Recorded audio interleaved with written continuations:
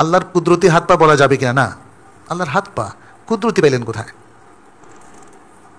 মানে কুদরতি বলার অর্থ হচ্ছে তাবিল করা। কুদরতি বলার অর্থ হচ্ছে তাবিল করা।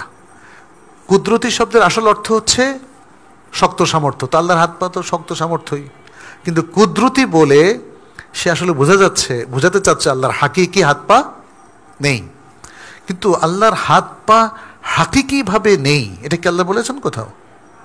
তাইলে বান্দা কিভাবে এটা বের করলো? তার মনে হয়েছে। আল্লাহু আকবার। আল্লাহর ব্যাপারে আপনার মনে হয়েছে আর আপনি সেভাবে চালিয়ে দিলেন, এটা হবে না। আল্লাহ এবং তার রাসূল কোরআনে এবং সুন্নায় আল্লাহর জন্য যা কিছু সাব্যস্ত করে আমাদেরকে সে সাব্যস্ত করতে হবে। আল্লাহ যদি বলেন ইয়াদুল্লাহি ফাওকা আইদিহিম, আল্লাহর হাত তাদের হাতের উপরে, তাহলে আল্লাহ তার হাত সাব্যস্ত করলেন না? তাহলে আমি কেন বলবো না আল্লাহ এখানে ভুলে বলে ফেলছেন? হ্যাঁ, অথবা আল্লাহ এটা মিন করেন নাই। আল্লাহ কি আপনাকে কানে কানে বলছেন যে আল্লাহ এখানে হাকিকি অর্থ মিন করেন নাই?